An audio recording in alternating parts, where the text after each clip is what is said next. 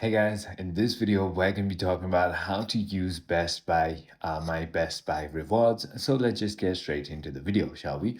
So my Best Buy rewards can be used online or in store by redeeming earned points from reward certificates. So $5 for every 250 points during checkout, applying them to nearly any product. And points can also be used via the Pay with Points feature or for the eligible credit card.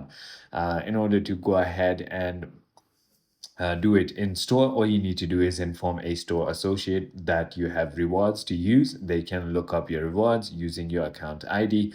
You can also go ahead and do it on your mobile application by scanning your reward certificate barcode via the Best Buy mobile application right over here, just like that.